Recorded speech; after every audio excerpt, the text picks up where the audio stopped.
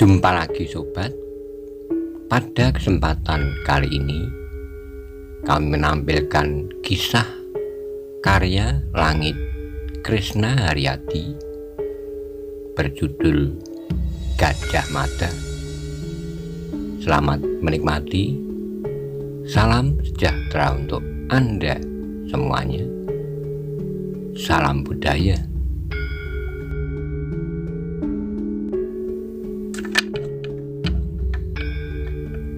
Malam yang senyap menyergap istana Majapahit. Beberapa buah obor telah dinyalakan dan mencoba menerangi sudut-sudut istana. Beberapa prajurit terlihat berjalan mundar-mandir di regol dan halaman. Beberapa yang lain duduk termangu menatap kabut yang turun. Di langit bulan purnama timbul tenggelam, seperti berada di wilayah antara ada dan tiada. Tebalnya kabut akhirnya memberangus gemilang cahaya menjadi adukan warna putih yang penuh oleh gumpalan teka-teki tak terjawab. Dari mana asal kabut itu juga sebagai pertanda bakal ada kejadian apa. Udara yang dingin memberangus siapapun untuk menggigil. Seorang perempuan tua merasa cemas minyak kelentik yang dibuatnya seharian akan beku di musim tiding yang menyengat itu.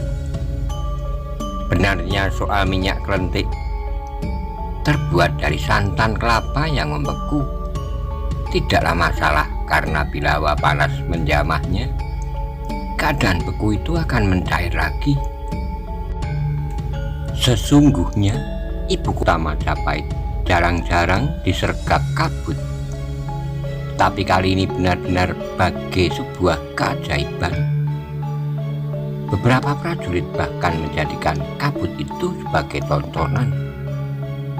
Makin lama kabut yang turun makin tebal, merampok jarak pandang. 4 buah obor besar di pendopo yang menyala karena minyak lemak terlihat amat kabur. Bahkan makin tidak terlihat kecuali cahaya temaram yang bergelombang. Angin yang berembus dengan halimun uleng-ulengan akhirnya membunuh obor tanpa meninggalkan rasa kasihan. Satu persatu cahaya penerang istana itu padam. Cahaya di langit yang disebarkan bulan sama sekali tidak membantu. Udara yang turun terasa dingin menggigit tulang. Rupanya angin telah berembus salah kaprah. Kabut yang semula mengemuli puncak Gunung Arjuna, Gunung Welirang dan Gunung Anjasporo bergerak ke arah utara dan menyebar ke segenap sudut kota Raja Majapahit, menyebar dan menyergap wilayah di sekitarnya. Angin menderu-deru tanpa hujan itu menumbuhkan tanda tanya, karena gejala alam yang demikian terasa aneh. Jarang sekali angin berembus keras tanpa membawa butiran hujan, apalagi kabut yang teraduk bagai memindahkan siapapun yang menyaksikan dari dunia nyata menuju dunia hantu atau dunia entah berantah. Berada di dalamnya, kaki bagai tidak menginjak tanah. Istana Majapahit yang megah yang dibangun dengan dinding tebal berbatu berawal dari sebuah desa bernama Terit. Berada pada garis lurus ke selatan dari pelabuhan sungai juga benteng Canggu yang terletak di arah selatan Pedukuhan Mojokerto. Salah satu pintu gerbangnya yang menjulang gagah disebut Candi Waringin Lawang. Siapapun yang mengerjakan penyelesaian puncak pintu gerbang itu, atau apabila orang memanjat tingginya pohon kelapa dari tempat itu, akan nampak beberapa pohon cemara yang menandai Taman Makam Antapura. Berada di sana di tempat yang orang juga menyebutnya Trawuran. Terletak sebuah segaran tempat para ratu dan putri istana membasahi diri dalam acara lelumban. Istana Majapahit menghadap ke arah barat dengan alun-alun berdinding rangkap, menjadikan adanya alun-alun dalam dan luar. Luas alun-alun dengan dinding menjulang setinggi rumah dirasa masih belum cukup, dan dipandang perlu membangun alun-alun luar serta melingkarinya dengan pagar dinding batu yang menjulang lebih tinggi. Pintu gerbangnya yang amat megah ditandai nama Purowakatra.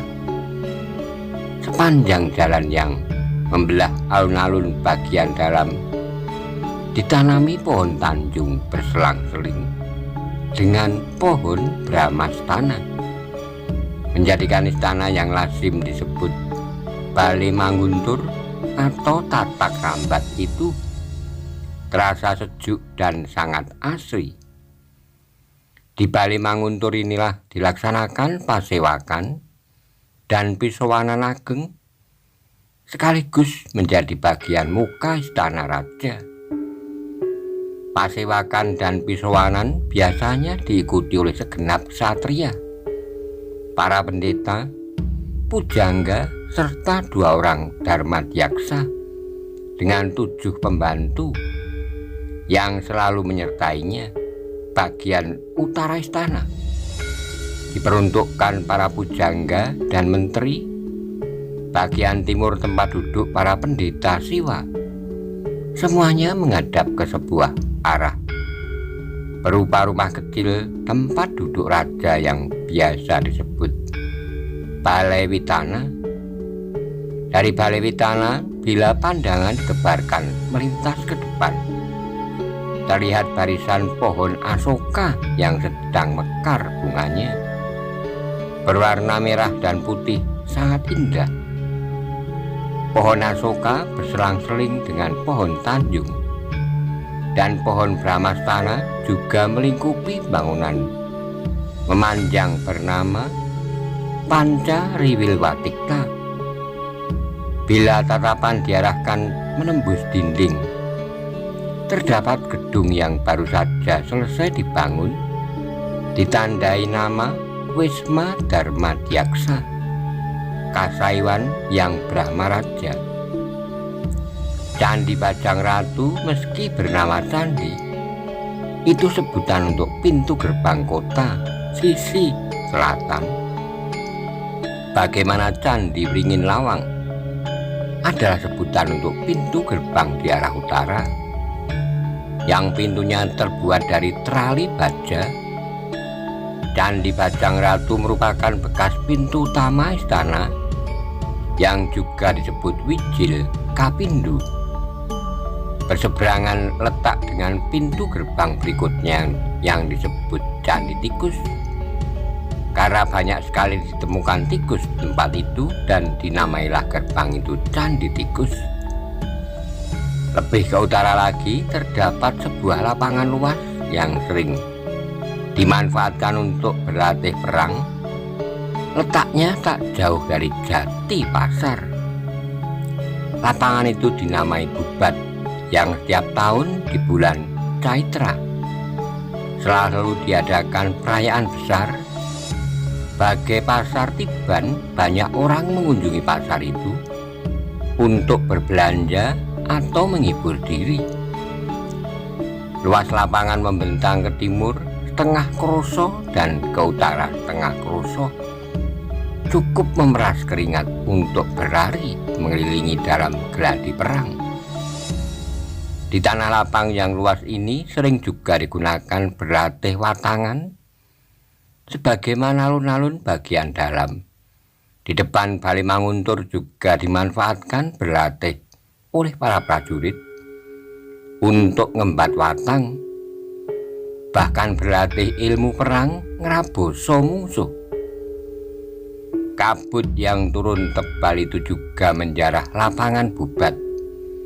Kabut juga dengan kejam membungkus wilayah di luar batas dinding kota raja. Para prajurit bersiaga penuh ke sudut-sudut istana. Gajah Mada yang berpangkat bekel tapi memegang kendali penuh atas pasukan kawal istana yang memiliki nama menggetarkan, Bayangkara, menyebar segenap prajuritnya untuk berada dalam kesiagaan tertinggi. Prajurit yang menjadi bagian dari pasukan khusus dengan derajat kemampuan melebihi prajurit dari kesatuan yang lain, benar-benar prajurit yang terlatih, terengginas dalam bertindak, suka terampil dalam kabut itu terbawa angin deras. Angin deras menyebabkan kabut menghilang, tetapi muncul lagi karena hawa dingin yang menggigit tulang. Angin deras yang membawa udara dingin menggigit itu pula yang menyebabkan para istri dengan ketat memeluk suaminya, atau anak yang menyusup mencari perlindungan di balik dekapan ibunya. Para orang tua yang menganggap yang terjadi itu sebagai sebuah keganjilan segera keluar untuk mencermati. Di sudut sebuah perundan, 3 lelaki terheran-heran. "Apa ini?" bertanya salah seorang di antara mereka. "Angin membawa kabut," jawab seorang di antara mereka.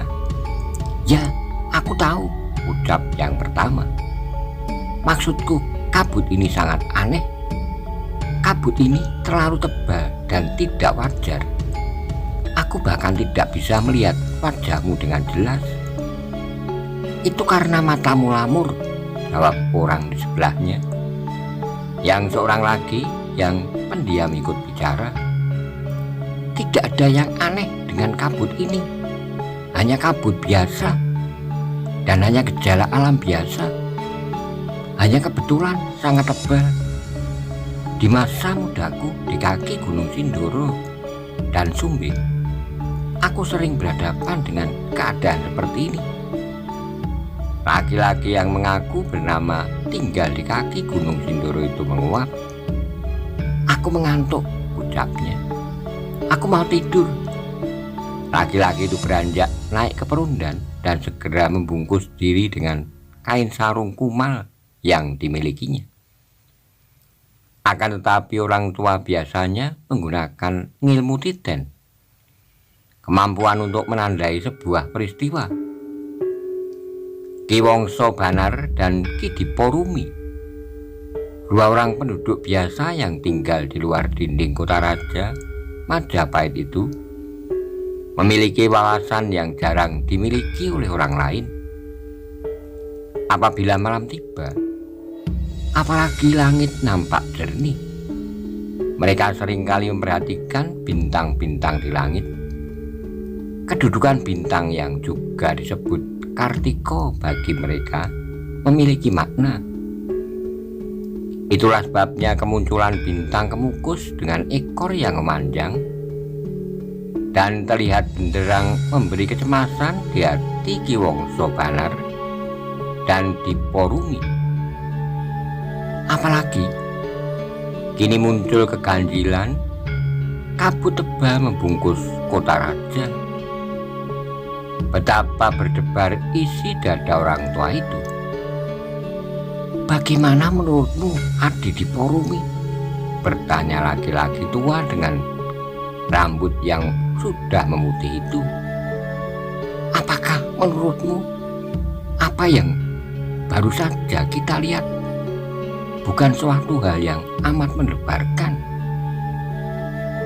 Ki Diporumi dan Wongso Banar rupanya memiliki perbendaharaan pengetahuan yang langka yang tidak dimiliki orang pada umumnya, bahwa kemunculan bintang kemukus merupakan isyarat yang tidak baik. Hal itu sudah diketahui oleh orang banyak.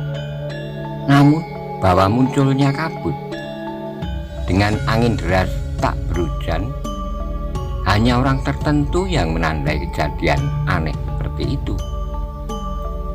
Apalagi sehari sebelumnya ketika langit terlihat bersih, nampak bintang kemukus dengan ekornya yang memanjang kemerapan. Wiro Handoko, seorang pemuda yang menemani kedua orang itu, menyimak pembicaraan yang terjadi dengan penuh perhatian. Meski rasa penasarannya terpacu, Wiro Handoko berusaha menahan diri untuk tidak bertanya. Apa yang terjadi ini seperti pengulangan atas apa yang pernah terjadi pada masa silam. Sehari menjelang perang besar yang terjadi antara Tumapel di bawah kendali Kenarok melawan Kediri di bawah Kertajaya, terjadi keganjilan seperti ini. Kabut tebal dan badai melintas di malam saat langit sedang berhias kemukus, seolah menjadi pertanda khusus akan adanya perang yang meminta banyak korban. Berkata Ki Wongso Banar, bukan hanya perang atas Tumapel dan Kediri, tambah Ki Diporumi, tetapi juga di malam menjelang kehancuran Singosari yang digempur Joyokatwang, kabut tebal menyergap kota raja Singasari dengan amat pekatnya, ditandai kemunculan angin deras. Pertempuran yang sangat berdarah terjadi di kota raja Singosari. Kertanegara yang tidak dikelilingi prajuritnya karena dikirim ke Pamalayu, digempur Joyokatwang, Kertanegara Praloyo. Gejala alam seperti itu Ki Diporumi dan Wongso Banar mempercayainya. Wiro Handoko, atau juga dipanggil Wirandoko, akhirnya tak bisa menahan rasa penasarannya. Apakah bisa dipastikan dengan demikian besok akan terjadi peristiwa besar? Peristiwa apakah itu? Besok negeri ini akan diserbu negara lain atau bagaimana? Ki Wongso Banar dan Diporumi saling pandang. Apa yang kita bicarakan ini hanyalah ilmu titen, Wirandoko, balas Diporumi. Bahwa dahulu kala ada beberapa perang besar yang meminta banyak korban nyawa, umumnya ditandai munculnya lintang kemukus. Setelah beberapa hari, bintang yang memiliki ekor menyala benderang itu menampakkan diri, pertanda munculnya kabut dengan pusingan angin itu makin mempertegas bakal hadirnya peristiwa itu. Jika kau bertanya akan terjadi peristiwa apakah besok, aku sama sekali tidak memiliki kemampuan untuk mengintip hari esok. Wirandoko termangu penasaran. Kalau ternyata besok tidak terjadi apa-apa? Wiro Banar memandang Wirandoko dengan tajam. Aku yakin besok akan terjadi sesuatu yang luar biasa. Ya, Ki Diporumi. Keyakinan, aku juga yakin besok akan terjadi sesuatu. Nah, kau dengar suara apa itu? Wirandoko berdesir ketika telinganya menangkap suara melengking menyayat. Suara burung gagak di malam hari benar-benar menimbulkan rasa tidak nyaman di hati siapapun. Bukan hanya burung gagak, suara burung bence pun ikut membelah malam bersautan. Apalagi ketika beberapa ekor anjing menyalak bersautan, beradu keras dan saling mengejek. Seorang bocah amat ketakutan oleh suara anjing itu dan bersembunyi di sela pelukan ayah ibunya. Bagi bocah itu, di luar sana ketika anjing sedang saling menggonggong, sedang ada hantu yang mencuri perhatian anjing-anjing itu. Bukan anjing itu yang membuat bocah itu ketakutan, tetapi lebih karena hantunya yang matanya melotot akan lepas, lidahnya menjulur, terayun-ayun, menetes-netes. Suasana terasa sangat hening seiring dengan waktu yang bergerak, membelah ke pusat malam kabut yang membungkus kota raja. Wilwatikta terasa makin pekat. Bahkan akhirnya Ki Wangsa Banar dan Diporumi tidak bisa saling mandang. Obor yang dipegang Wirandoko kehabisan minyak. Minyak yang dibuat dari lemak itu akhirnya tidak bersisa. Apakah jika siang datang, keadaan akan tetap seperti ini? Bertanya Wirandoko, yang ternyata dilibas rasa cemasnya. Tentu tidak, kau tahu jawabnya, balas Ki Wangsa Banar. Adalah pada saat itu ternyata bukan hanya Ki Wangsa Banar yang terusik mata hatinya. Oleh keganjilan yang terjadi dan di luar biasa itu, penghuni Wisna Kepatihan terpancing oleh kabut yang melayang menembus bilik pribadinya. Mahapatih Arya Tadah yang menempati Wisma Kepatihan sudah uzur. Bahkan usianya tidak terpaut banyak dengan Raden Wijaya yang setelah naik tahta bergelar Kertarajasa Jayawardhana. Pengabdian, jasa-jasa, dan kecintaannya yang luar biasa terhadap negara membawa Tadah pada kedudukannya sebagai Mahapatih. Tadah yang tengah berbaring dalam bilik pribadinya dan memperhatikan keadaan segera bangkit berdiri. Rasa heran dan takjubnya kian menjadi manakala melihat kabut yang amat pekat seolah menyergap wisma kediamannya. Seorang prajurit bergegas mendekat. "Ada apa ini?" bertanya Mahapatih Tadah.